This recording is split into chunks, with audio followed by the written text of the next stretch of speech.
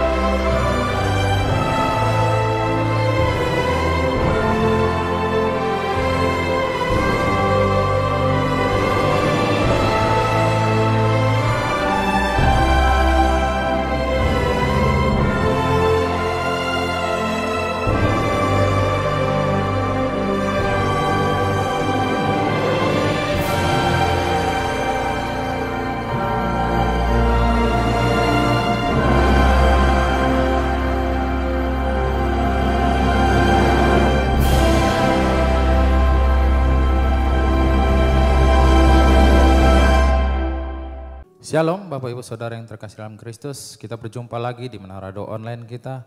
Saya percaya saat ini Tuhan akan melawat setiap kita. Mari kita siapkan hati dan pikiran kita. Kita tundukkan kepala, kita mulai berdoa. Terpujilah Engkau Allah kami yang maha baik. Bapa, di dalam nama Tuhan Yesus Kristus, saat ini ya Tuhan Yesus, kami tahu kami tidak bisa apa-apa tanpa Engkau ya Bapa. Kami perlu ya Tuhan Yesus hadirat-Mu. Kami perlu Engkau ya Bapa untuk mengingatkan kami selalu. Makanya kami datang ya Tuhan Yesus, agar kami tidak jauh dari kasih-Mu ya Bapa. Kami ingin menyembah Engkau ya Tuhan Yesus. Kiranya Engkau melawat kami satu persatu yang berada di rumah-rumah, yang berada di mana saja ya Bapa, di ruangan HS ini Tuhan Yesus. Engkau urapi kami, Engkau sentuh, Engkau jamah, Engkau beri kami kekuatan di dalam Engkau, agar kami bisa taat kepada setiap firman-Mu ya Bapa. Kami serahkan semua ibadah ini dari awal, pertengahan sampai akhir, hanya di dalam nama Tuhan Yesus Kristus kami sudah berdoa. Ini saatnya Tuhan kami menyembah, mengakui kebaikan. Sama-sama katakan, Bapa Engkau baik. Sembari Bapa Engkau baik, Kau selalu baik kepadaku. Bapa, ku cinta Kau. Mari kita ulangi lebih dalam lagi, kita menyembah Dia, katakan Bapa Engkau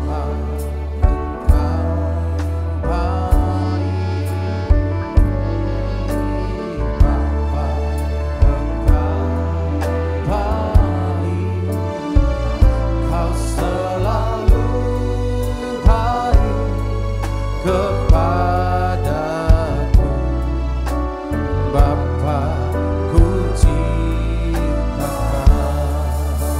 Angkat suara kita.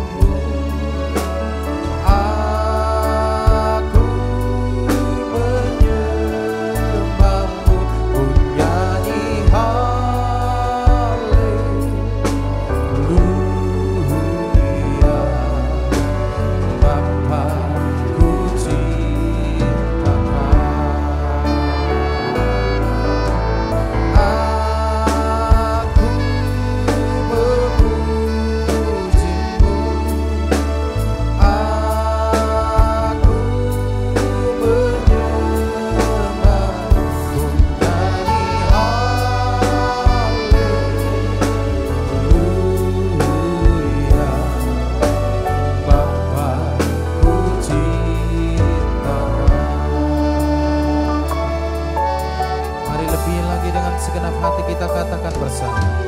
Bapa, Engkau baik. Bapa, Engkau baik. Kau selalu baik kepadaku. Bapa, ku cinta Kau. Sekali lagi katakan bersama. Bapa, Engkau baik. Bapa, Engkau baik. Kau selalu baik kepadaku. Bapa, ku cinta Kau.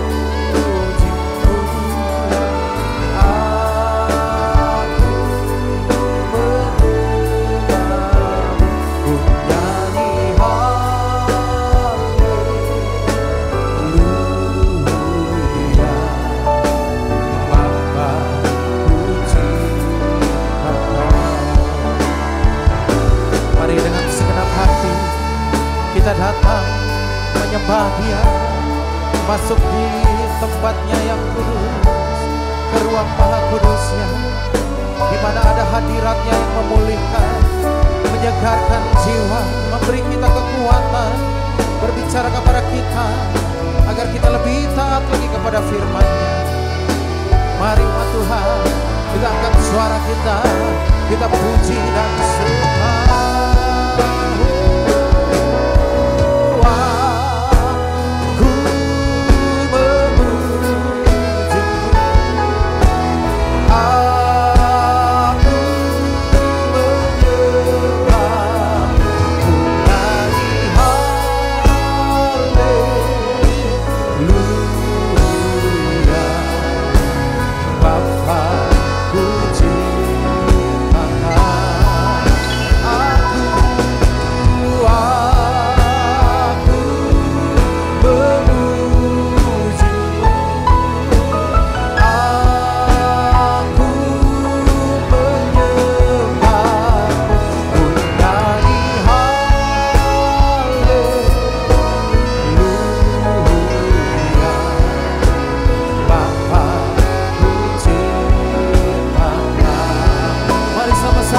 Katakan, aku memuji-Mu,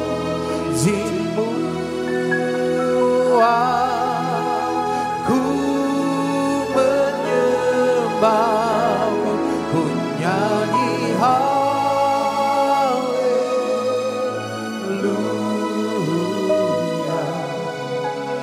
Bapa, ku cinta Kau.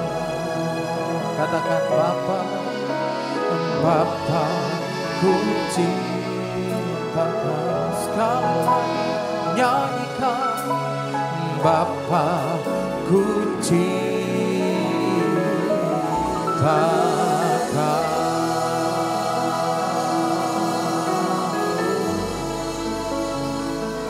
Mari angkat suara kita, kita menyembah Tuhan yang memberi keselamatan.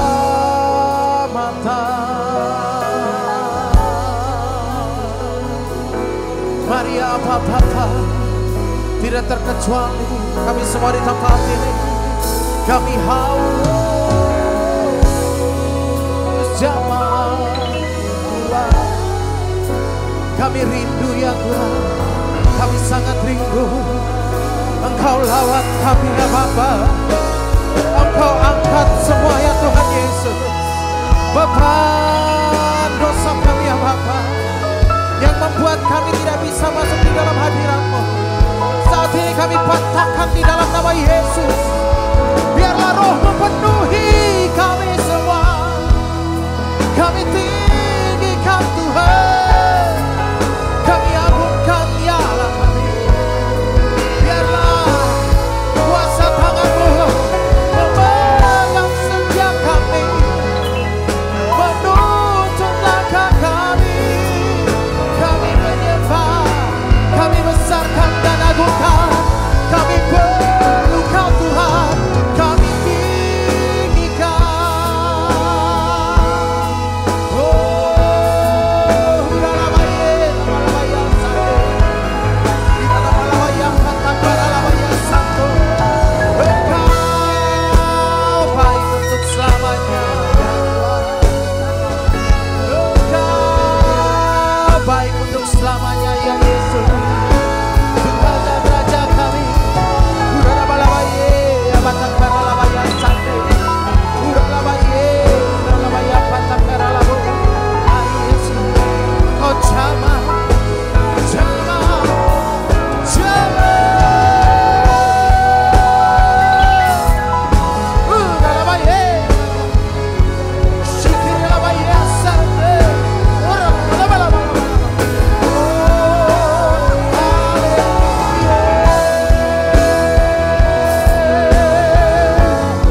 terpujilah, terpujilah Tuhan.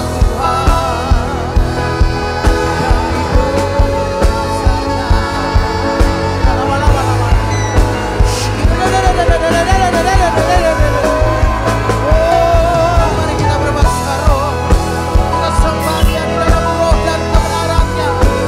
Mari kita angkat suara kita, kita sembah Dia, kita agungkan Dia. Haleluya.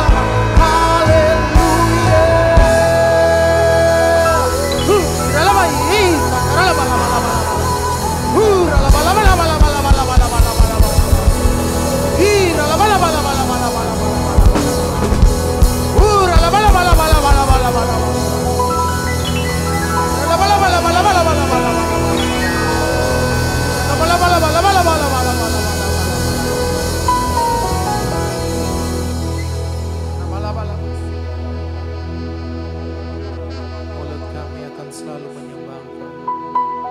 Segenap nafas kami menceritakan kebaikan-Mu ya Tuhan. Mulutku penuh dengan pujian kepada Ya Yesus Tuhan.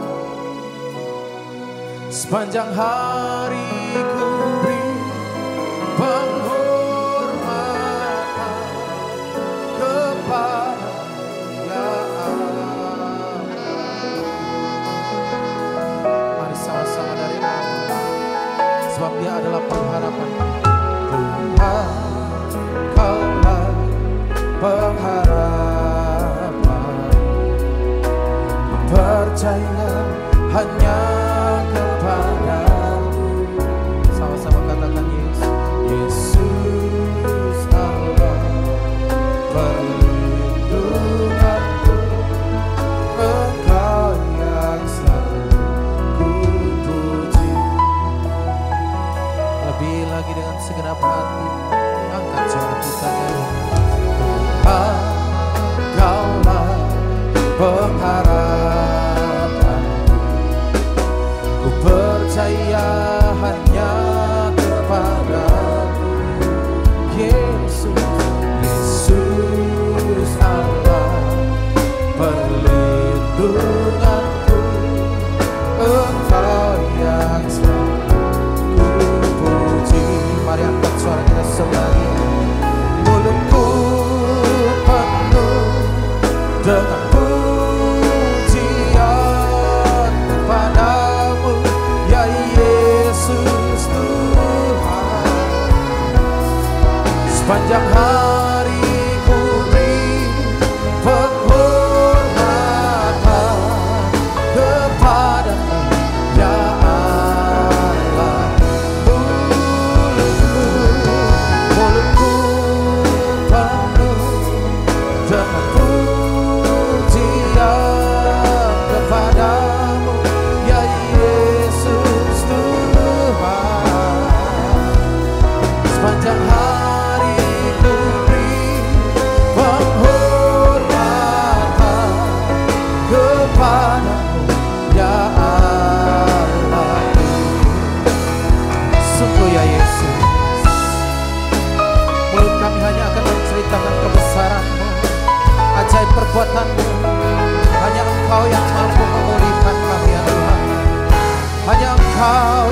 sungguh menyelamatkan kami ya Yesus.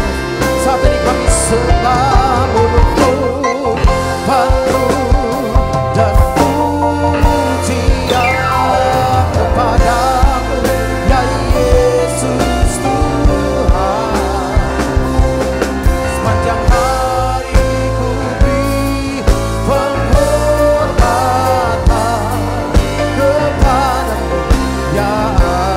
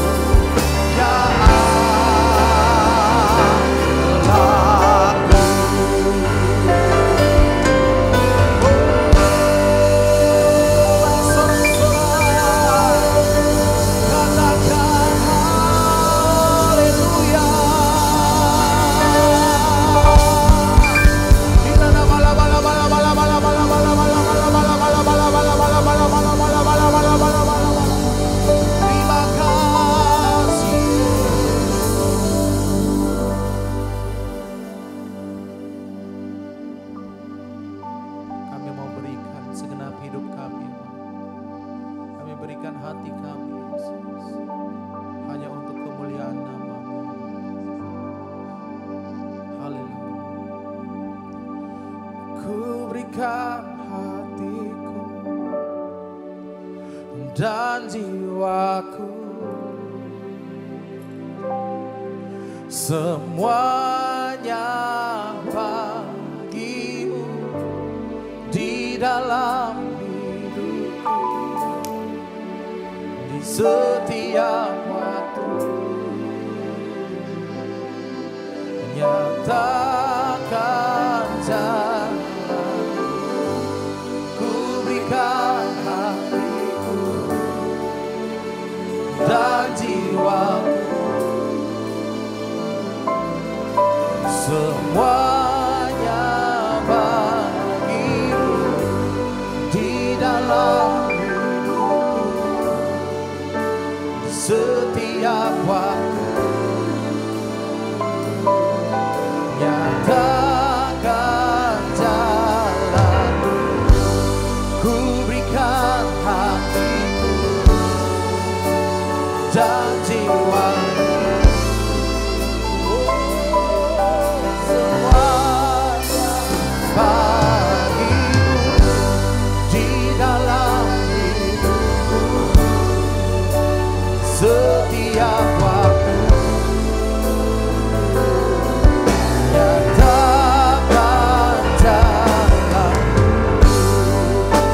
Semuanya lebih sungguh lagi kita berserah, katakan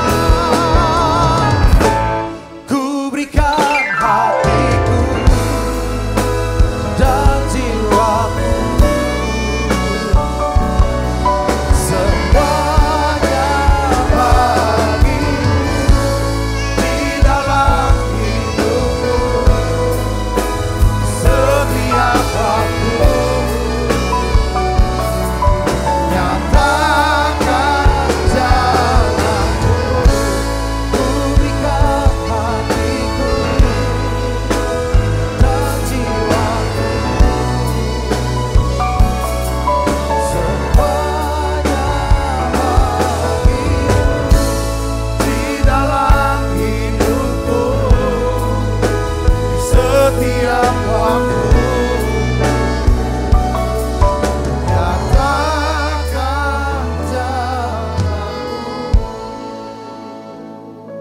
Tuhan, terima kasih. Setiap kali kami ada di menara doa, satu yang kami rindukan Tuhan, lawat kami, jamah kami, dan penuhi setiap hati kami dengan urapan yang baru. Penuhi kami dengan minyak yang baru. Jamah setiap hati kami.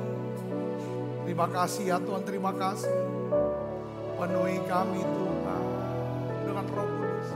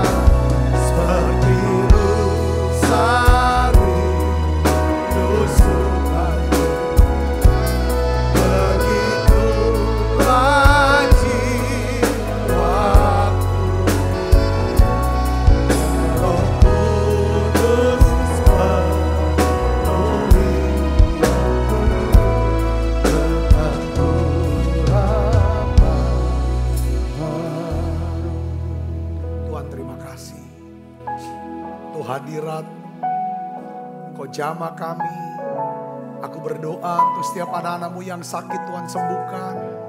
Sembuh dalam nama Yesus. Yang lemah Tuhan kuatkan. Yang susah Tuhan hiburkan. Tuhan lewat menara doa ini kami mau belajar. Untuk bertumbuh ya Tuhan. Kami mau punya pengertian, pengetahuan akan firman-Mu. Sehingga kami semakin mempercayai Tuhan. Ya Tuhan, dalam setiap kehidupan kami sehari-hari, urapi hamba-Mu untuk dapat menyampaikan pesan firman-Mu ini dengan bahasa yang sederhana dan mudah dimengerti. Dalam nama Yesus, semua kita yang siap menerima firman, hati gembira, sama-sama katakan amin. Tangan yang meriah saudara, silakan kembali Ibu Bapak. Shalom, apa kabarnya saudara? Luar biasa. Shalom, apa kabarnya saudara yang mengikuti secara online? Saya berdoa terus setiap hari kiranya kasih karunia Tuhan terus dilimpahkan buat setiap kita. Amin. Nah hari ini saya ingin bagikan tentang satu kisah Gideon. Ya, ini peperangan yang sungguh spektakuler saudaraku. Kita bayangin Gideon lawan siapa saudara? Lawan orang Midian, orang Amalek yang Alkitab gambarkan begini. Jumlahnya itu seperti pasir di tepi pantai. Bayangin ini udah nggak terkalahkan. Nah, tapi saya ingin bagikan dari kisah Gideon ini, kita akan belajar ada 3 prinsip ya, 3 prinsip. Prinsip ini nilai-nilai ya yang kita harus ketahui, mengerti, ya paham dan coba kita jalanin. 3 prinsip hidup dalam berkat ya dan hidup dalam kemenangan. Ini bicara tentang pemeliharaan Tuhan sebenarnya saudaraku. Saya akan mulai saudaraku ya dengan Matius 10 dulu sebelum masuk kepada kisah Gideon. Ya, Matius 10 ayat 29 kita baca sama-sama. 1, 2, 3. Bukankah burung pipit dijual 2 ekor seduit? Namun seekor pun daripadanya tidak akan jatuh ke bumi di luar kehendak Bapakmu, di luar seizin daripada Tuhan. Kata-kata gitu saudara, seizin Tuhan ya. Sekalipun burung pipit harganya sangat murah saudara, tetapi seekor pun tidak akan jatuh ke bumi di luar kehendak Bapa di surga atau tanpa seizin Tuhan. Nah apalagi kita saudaraku ya, orang-orang yang berharga, yang mulia dalam pandangan Tuhan. Saya yakin Ya, ada pemeliharaan Tuhan yang sempurna atas hidup kita. Saudara percaya, katakan amin. Ada pemeliharaan Tuhan yang sempurna dalam hidup kita. Jadi ada 3 prinsip ya, saudara, sebelum kita masuk ke kisah Gideon ini, ya, yang kita perlu catat. Saudara percaya catat nih, 3 prinsip pemeliharaan Tuhan. Yang pertama, coba lihat. Segala sesuatu yang terjadi dalam hidup kita, ya, atas seizin Tuhan. Dari ayat ini. Segala sesuatu yang terjadi dalam hidup kita, saudara percaya atas seizin Tuhan, amin. Apapun yang terjadi, saudaraku, mau kita kuat, kita lemah, kita gagal, kita sukses, kita pacak berlari, pacak terbang, atau kita jatuh, saya yakin, saudara, seizin Tuhan. Yang percaya katakan amin. Ya. Yang kedua, jika Tuhan izinkan sesuatu terjadi dalam hidup kita, pasti Tuhan punya maksud. Tuhan punya maksud, punya rencana. Rencana Tuhan, maksud Tuhan pasti maksud yang baik. Yang ketiga, kita harus tahu bahwa Tuhan selalu mempunyai maksud yang baik. Dia pasti punya rencana yang baik. Tidak pernah punya rencana kecelakaan. Ya, kenapa? Karena Tuhan mengasihi tiap kita. Katakan amin. Nah, ini penting. Sehingga kita pernah tanya, ya kan? Apapun yang terjadi, ada lagu kan? Coba kita nyanyi. Apapun yang terjadi di dalam hidupku, selalu ku berkata, Tuhan Yesus baik. Dalam segala hal yang terjadi, tetap ku berkata, Tuhan Yesus baik. Amin. Kenapa? Jadi kita mau bilang gini, apapun yang pernah terjadi dalam hidup saya, ya kan? Ya, saya mau berkata Tuhan itu baik. Nah, sekarang kita mulai dari satu kasus. Satu kisah nyata di dalam Alkitab. Kita belajar begini saudaraku ya. Coba kita akan buka Alkitab kita dari Hakim-Hakim 6 ayat 1 sampai ayat yang ke-6. Lalu ayat 12 sampai 13 kita akan baca sama-sama. Hakim-Hakim pasal 6, kita buka Alkitab kita. 1, 2, 3. Tetapi orang Israel melakukan apa? Yang jahat di mata Tuhan. Apa? Seizin Tuhan. Tuhan gak izinkan setiap orang berbuat jahat. Saudaraku, apa yang jahat? Sebab itu, apa? Tuhan menyerahkan mereka ke dalam tangan orang Midian. Selama berapa tahun? 7 tahun lamanya. Jadi gini saudara, apapun yang terjadi, itu seizin Tuhan. Ketika bangsa Israel, saudaraku, disiksa, dianiaya, dijajah oleh orang Midian. Itu seizin Tuhan. Saudara bilang nih, katakan amin. Kenapa kok Tuhan izinkan bangsa lain untuk membuat Israel jadi melarat? Jadi tersiksa. Kejam nih yang Tuhan. Apa? Kita ngomong kejam. Enggak. Tuhan izinkan, tujuannya adalah kalau Tuhan sudah izinkan, saudara semua apa yang terjadi atas izin Tuhan. Kalau Tuhan izinkan sesuatu terjadi, pasti Tuhan punya maksud. Maksudnya Tuhan itu apa? Bertobat, selamat. Pertobatan dan keselamatan. Itu maksudnya. Katakan amin. Kembali ke Tuhan. Kembali ke Tuhan. Katakan amin saudara. Jadi seringkali kita cuma sudut pandang kita adalah kepada yang Tuhan izinkan ini. Tapi kita nggak pernah berpikir kenapa Tuhan harus izinkan ini terjadi. Tujuannya adalah apa? Untuk kebaikan kita. Kebaikannya bukan supaya tambah kaya. Ya bisa Tuhan mau juga kita tambah kaya kok. Tapi yang terlebih adalah supaya kita semakin apa? Rendah hati. Lemah lembut, murah hati. Kita bisa dipakai Tuhan. Ya kan, untuk semua banyak orang bisa menjadi percaya kepada Tuhan. Katakan amin. Nah, kita lanjutkan pembacaan firman kita. Ya kan, ini apa yang terjadi dengan orang Midian? Ini orang Midian, ini orang barbar saudaraku. Sadis ini. Coba lihat, kita baca. Saya nggak semua poin-poin ayat-ayat tertentu yang kayaknya highlight aja saya ajak kita baca. Yuk.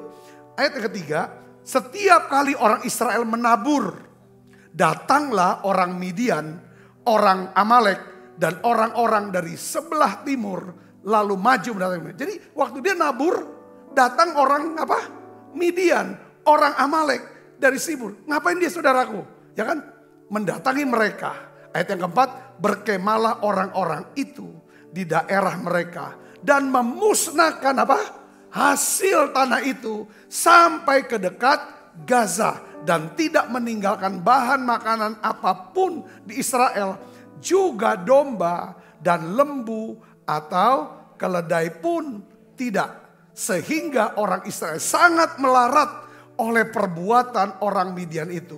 Lalu berserulah orang Israel kepada Tuhan. Sudah saya ngerti, katakan amin. Sudah ngerti ini keadaan yang belakang.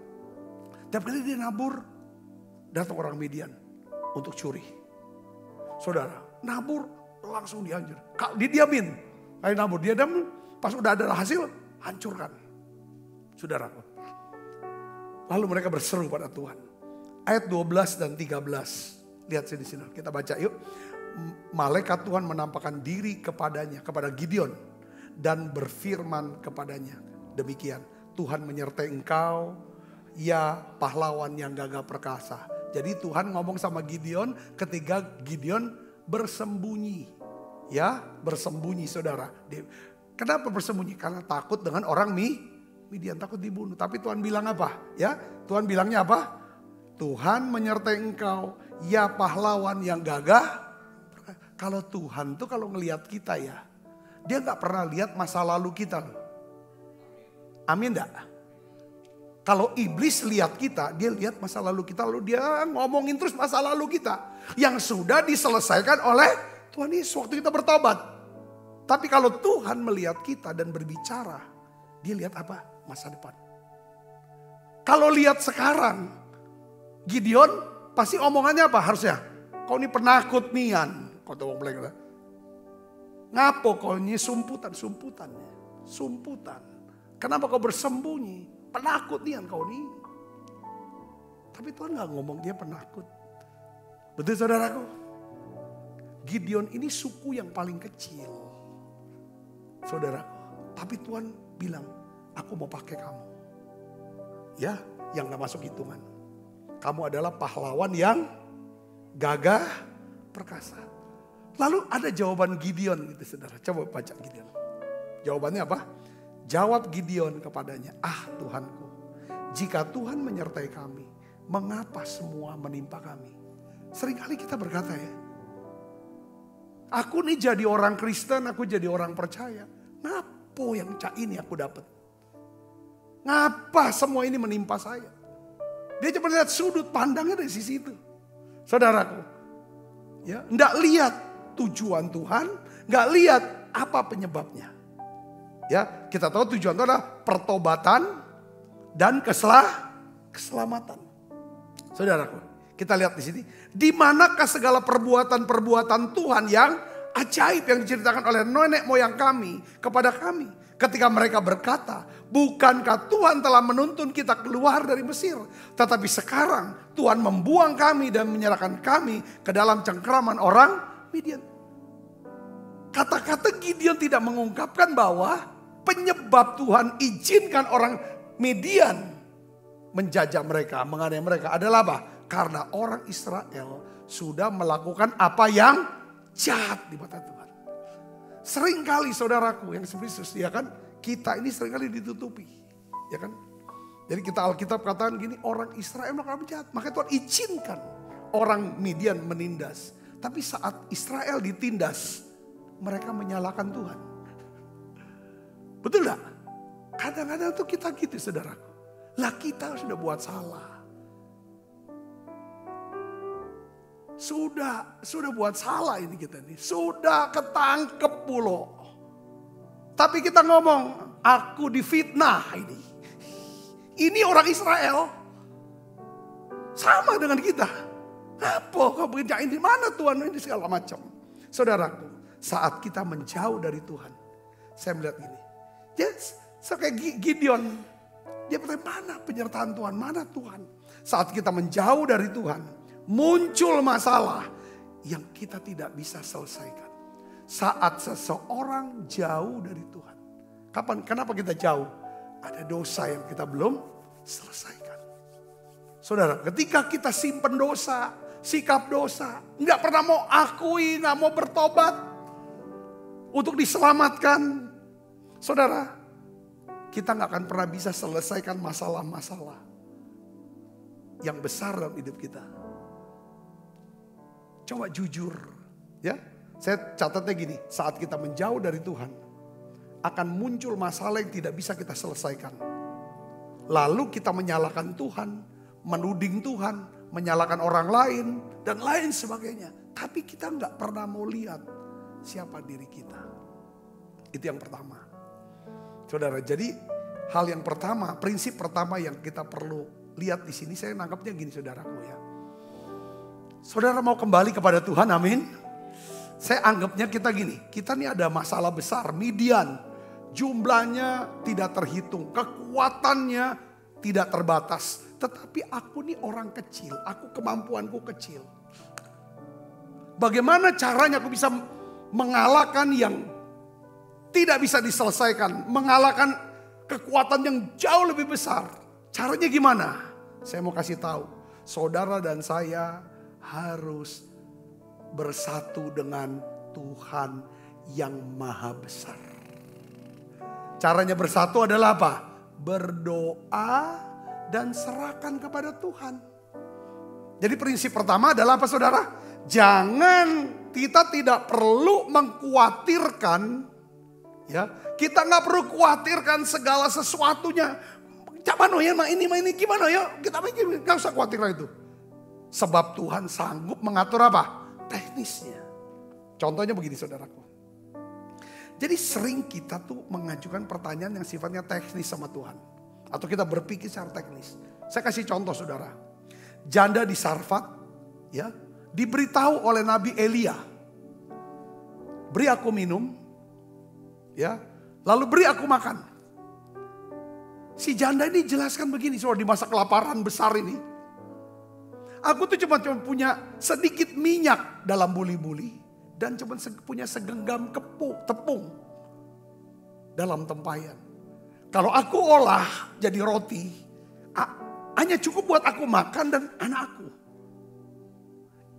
Jadi gimana caranya aku kasih makan kamu? Dia bertanya secara apa? Teknis. Ngerti tidak saudara? Nggak usah. Tuhan kasih firman sama Elia, udahlah kamu buat aja dulu dah. Nanti kalau udah jadi kasih aku makan dulu. Setelah itu baru kamu. Nih dengar firman Tuhan. Tepung dalam tempayan tidak akan habis. Ya, minyak dalam buli-buli tidak akan berkurang.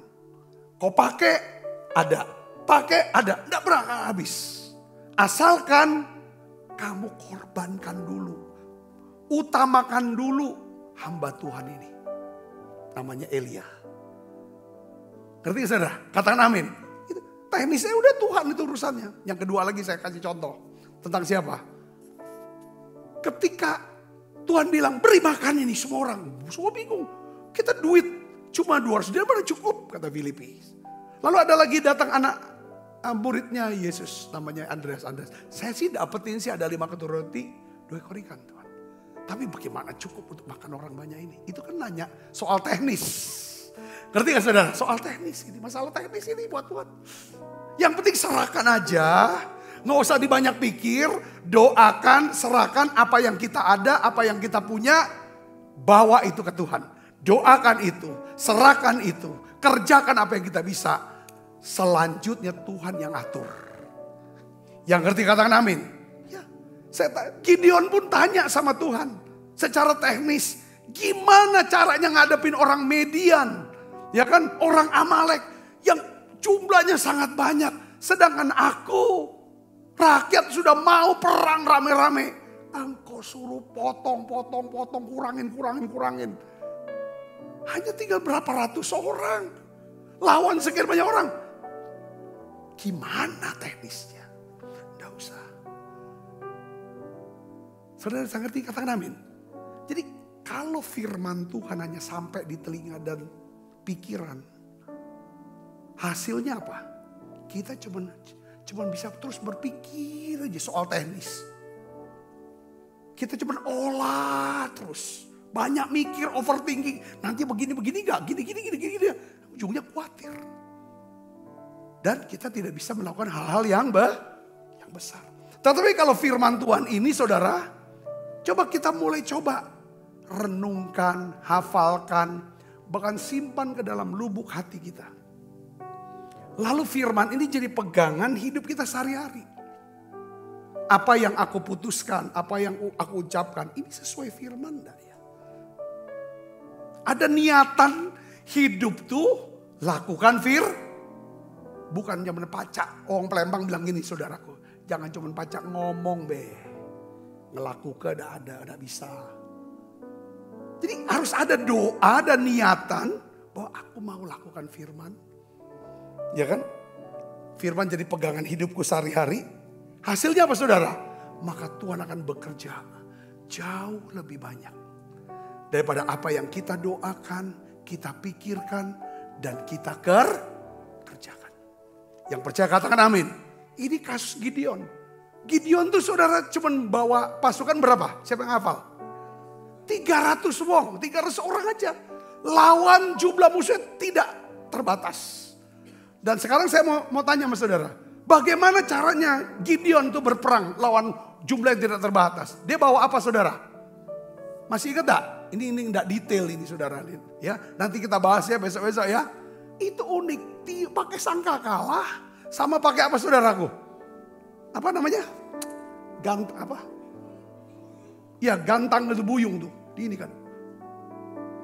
Itu aja. Jadi seperti ini. Kalau kita udah ngadepin sesuatu yang kita gak bisa tanganin.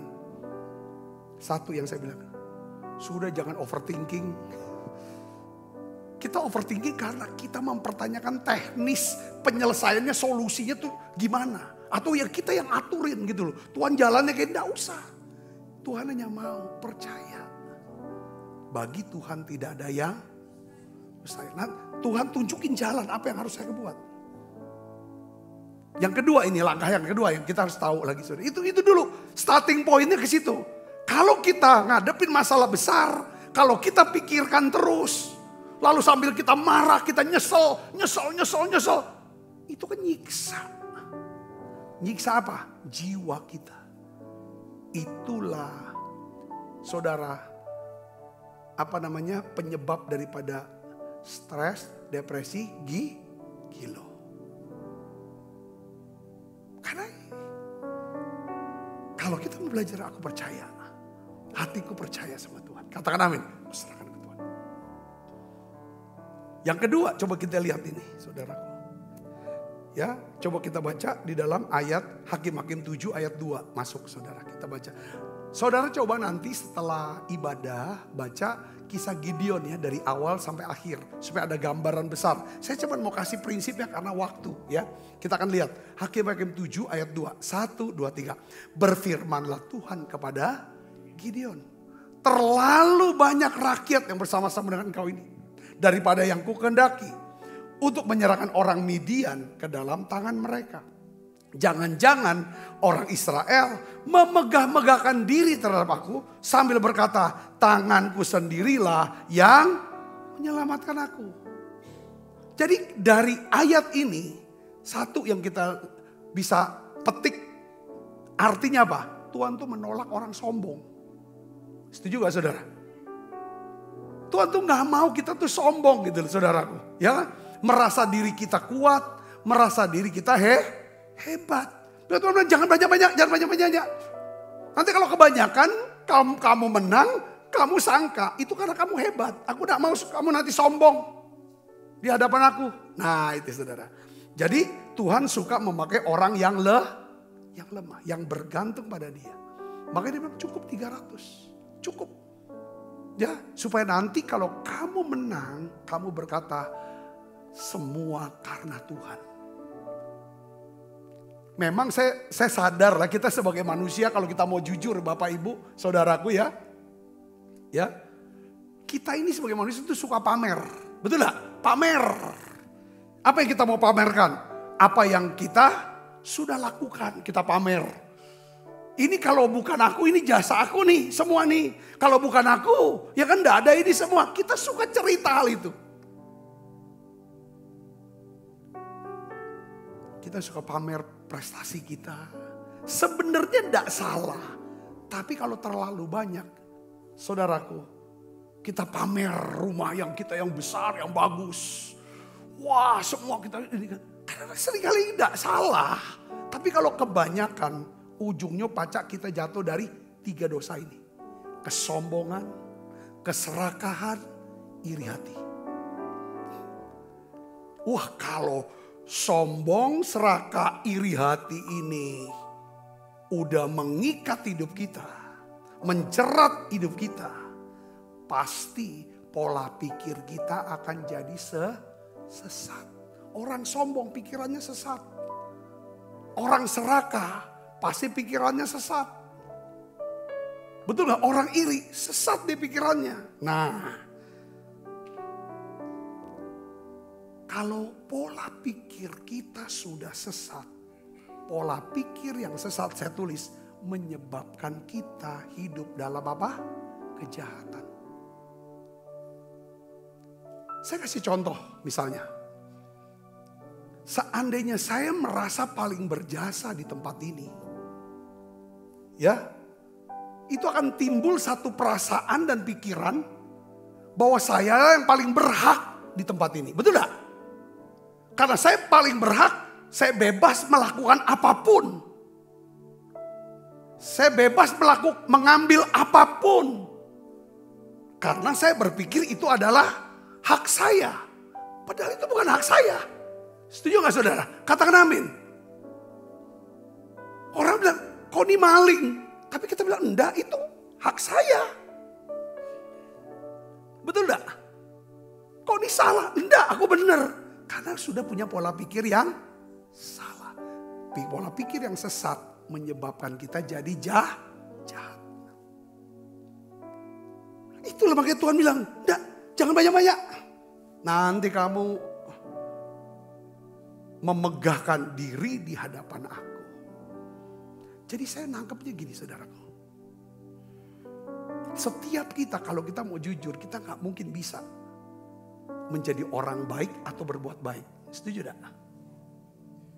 Dalam definisi di hadapan Tuhan maksud saya. Kita bisa berbuat baik. Tapi motivasi kita semata-mata pasti untuk apa? Mendapatkan apa? Imbalan. Karena aku sudah buat baik, mana imbalannya? Tapi yang dimaksud Tuhan adalah Tuhan mau berbuat baik, kita sudah belajar. Ya kan? Itu adalah panggilan hidup kita. Sudah tugas kita, sudah kewajiban kita. Yang harus kita jalankan.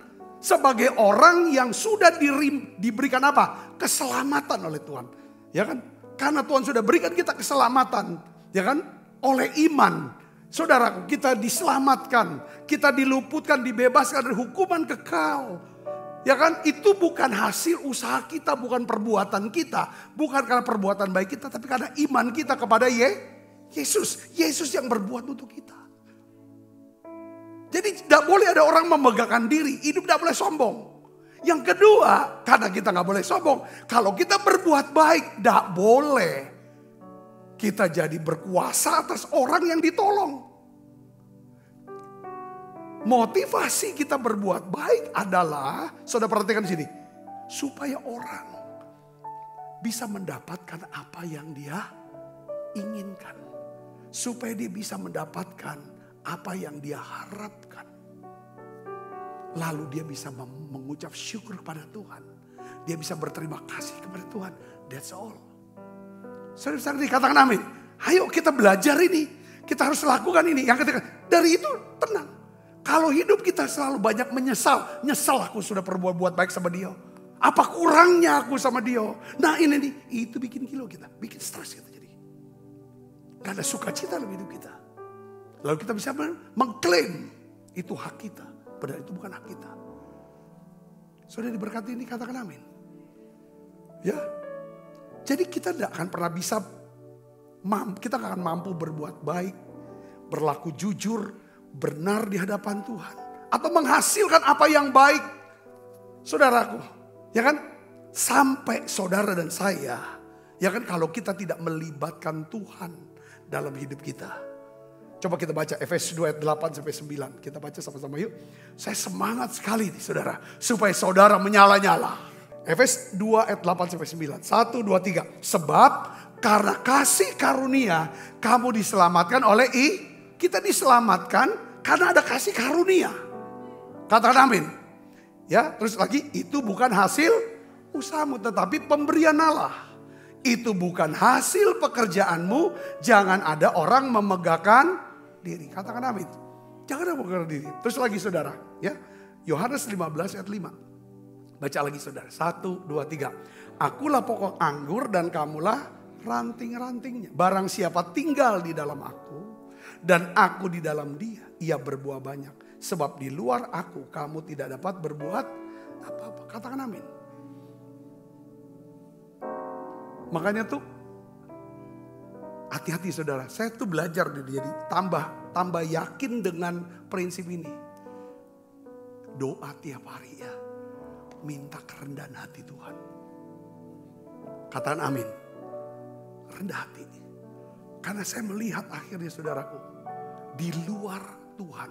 Kalau kita tidak libatkan Tuhan. Kita tidak doakan hidup kita. Supaya kita bisa berlaku benar di hadapan Tuhan. Bisa damai dengan semua orang.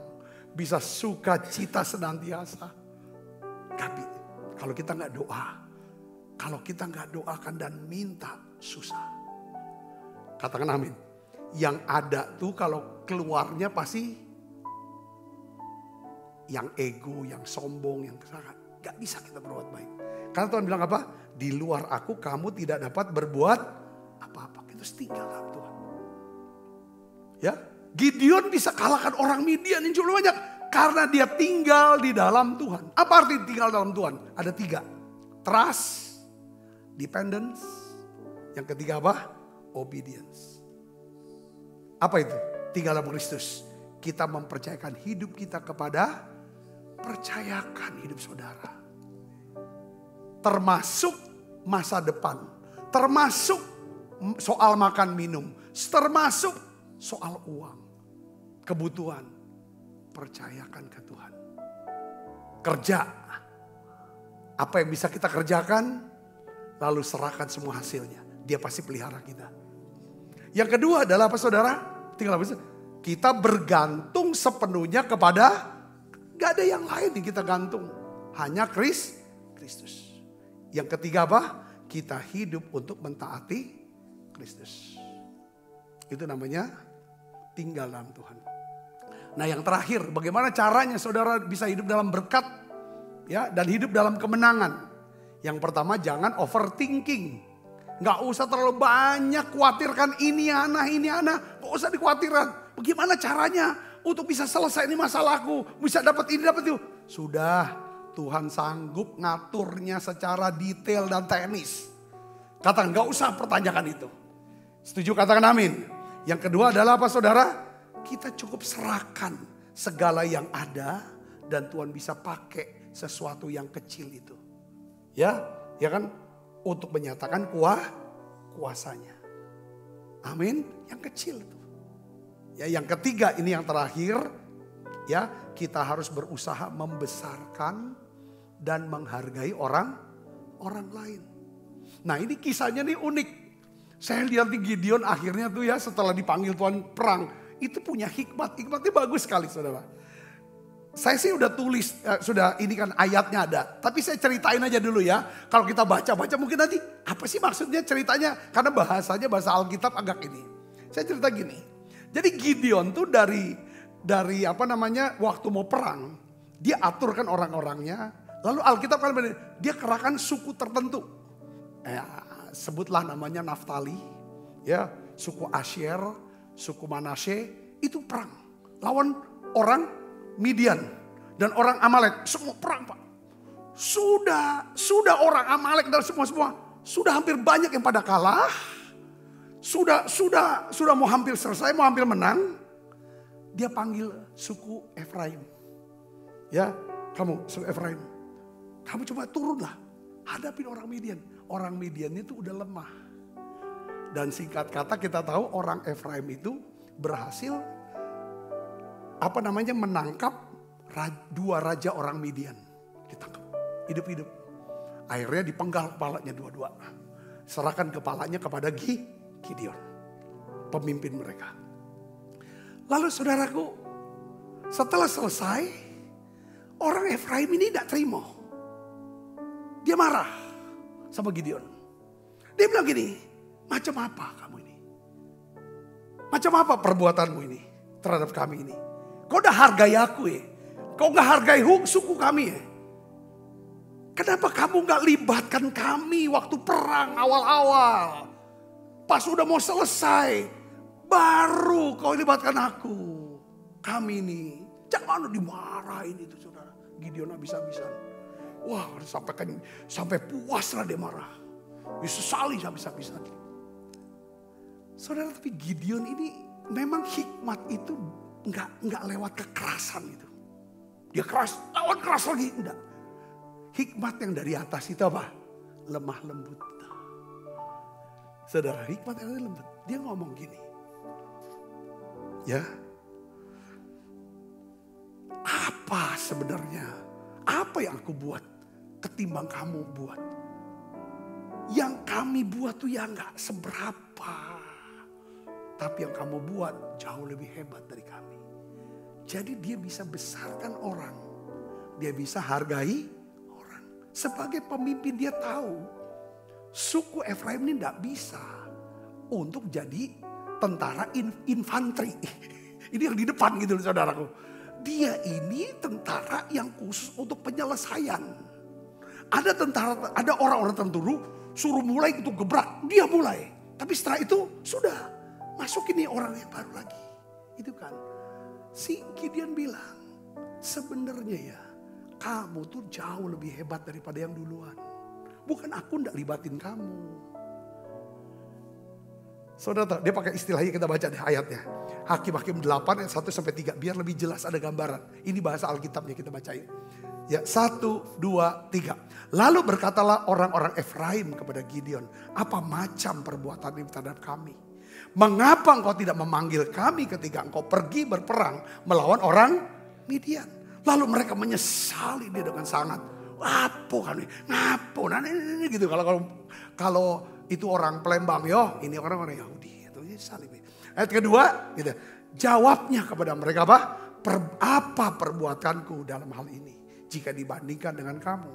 Bukankah pemetikan susulan oleh suku Efraim lebih baik hasilnya dari panen buah anggur kaum Abiezer? Dia membandingkan, dia besarkan orang, bukan ngecilin orang. Saudara mau diberkati hidupnya? Saudara mau hidup dalam berkat? Saudara mau hidup dalam berkemenangan? Besarkan orang. Jangan kecilin, jangan hina, jangan fitnah, jangan apapun. Ini kunci kemenangan. Kita belajar di sini. Katakan amin. Ini bisa lihat. Yang kedua apa? Ayat ketiga. Allah telah menyerahkan 2 raja orang Midian itu. Yaitu Oreb dan Seeb ke dalam tanganmu. Rajanya ada tanganmu. Ya kan? Apa yang telah dapat ku capai jika dibanding dengan kamu? Aku dicemen bunuh. Ya kan, rakyatnya jelata. Tapi kau pacak bunuh rajanya. Saya ngerti gak maksud saya di sini? Sebenarnya harusnya kalau mau mengklaim, aku yang kau udah mungkin bisa bunuh raja. Kalau aku tidak bantai semua tentaranya dan rakyatnya. Saya bisa ngerti gak? Kita kan kalau main catur kan yang kita bunuh apanya dulu saudara? Pion-pionnya dulu kan? Raja itu terakhir biasanya. Saya melihat dari sini saudara ya. Kita lanjutkan. Setelah ia berkata demikian maka redalah marah mereka terhadap dia. Jadi saya menangkap begini saudara ya. Ada orang-orang yang perlu dilibatkan dalam peperangan tertentu. Dalam pergumulan kita. Dalam kalau saudara mungkin seorang pemimpin perusahaan atau seorang pemimpin dalam gereja. Itu ada orang-orang tertentu yang ini kerjaannya untuk begini. Ya kan? Ada yang bagian finishing. Ada yang bagian fondasi. Ada yang bagian struktur. Ada yang bagian arsitektur. Ada yang bagian finishing. Kita juga boleh salah pilih orang untuk tempatkan orang itu kerja. Yang ngerti katakan amin. Makanya Tuhan juga bicara lewat Paulus. Jadi dia bilang gini. Ya Pak? Apolos. Apa? Apolos menanam. Aku menyiram, Paulus menyiram. Dua-dua itu untuk apa saudara? Kebunnya Tuhan. Semua untuk Tuhan, bukan untuk kesini. Saudara bisa beri katakan amin. Jadi prinsip hidup gini saudara. Kalau kita mau diberkati belajar rendah hati seperti Gideon, katakan amin. Kadang kesombongan kita karena kita ini terlalu banyak pikir. Mau diurusin semua kalau bukan aku. Gak ada yang beres. Nah ini tegang kita, stres kita. Sudah teknisnya serahkan ke Tuhan. Yang percaya katakan amin. Yang kedua. Kita selalu. Memang waktu kita lagi sedang ada masalah. Kita doa sampai habis-habisan nangis segala macam. Minta tolong sama Tuhan. Pas udah dibantu Tuhan, diberkati Tuhan. Kita selalu ngomongnya kesaksiannya apa? Lebih banyak itu karena doaku lah. Bukan karena Tuhan, karena doaku. Karena aku kerja keras, karena aku berdoa. Makanya aku sukses. Bukan itu. Mestinya bahasanya diganti. Itu semata-mata karena Tuhan lah. Kalau aku doa, aku kerja. Kalau Tuhan juga enggak kasih saya berhasil juga. Enggak ada apa-apa. Banyak orang berdoa, banyak orang kerja keras. Kan enggak ada juga. Betul enggak? Jangan ditekankan tentang karena aku doanya, karena puasanya aku, karena aku udah berbuat baiknya itu. Lah itu akhirnya sombong. Nah itulah maksudnya saya. Kembali semua harus di dalam, semua kaitkan ke Tuhan. Kalau udah semua kaitkan untuk diri kita, kita akan tegang. Hidup kita ini akan capek, akan rusak. Yang ketiga adalah apa saudara? Belajar besarkan Tuhan. Katakan amin. Besarkan orang lain di hadapan Tuhan. Saudara mungkin kita gak masuk hitungan. Sekalipun mungkin perbuatan kita jauh lebih besar daripada apa yang dia sudah buat. Biarkan. Saudara belajar hari ini.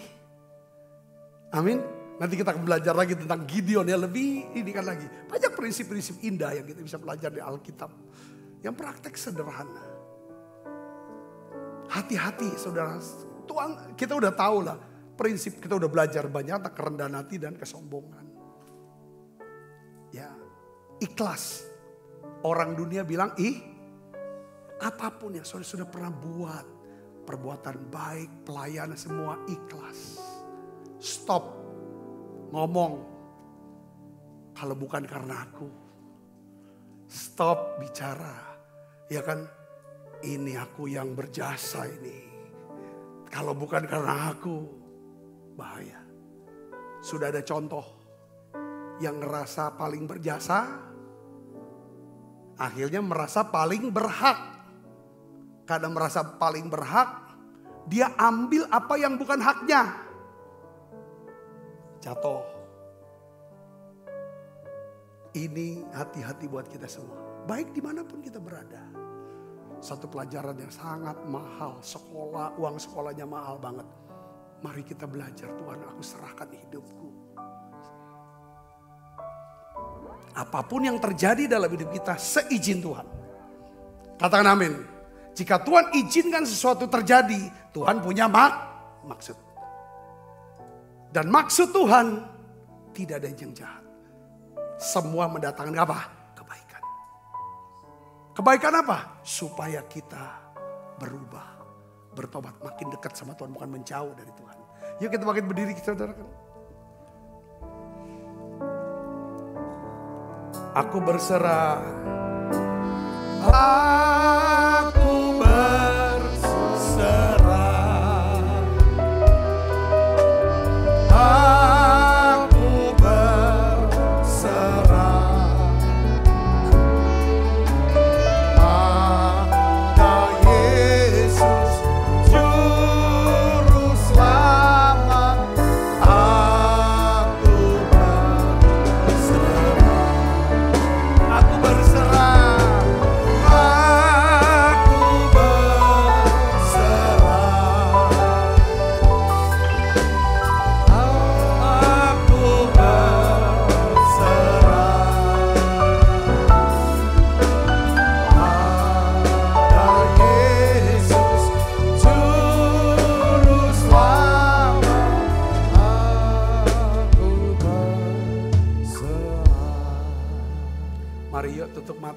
Bapak, baik yang ada di Holy Spirit maupun yang sudah mengikuti secara online. Firman Tuhan datang dengan begitu keras, tegas. Tapi dibungkus dengan kasih yang luar biasa.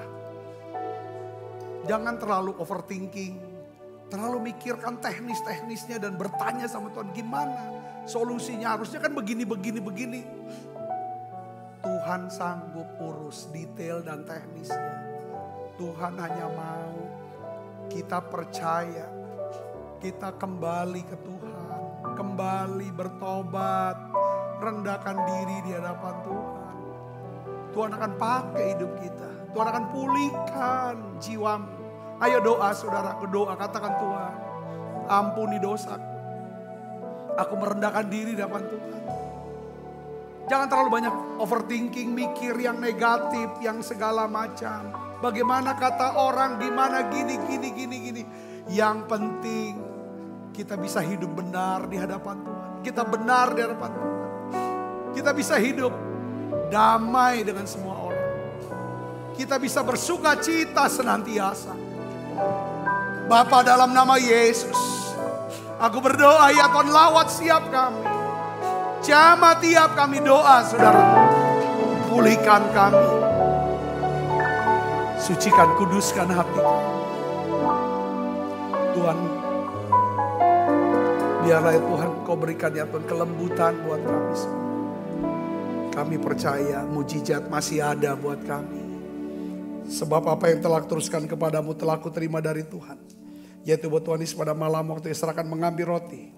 Dan sudah itu mengucap syukur atasnya. Ia memecah-mecahkannya dan berkata, inilah tubuhku yang diserahkan bagi kamu. Perbuatlah ini menjadi peringatan akan aku. Bukankah roti tangan kita dan persoalan kita dengan tubuh Kristus? Mari kita makan dalam nama Tuhan.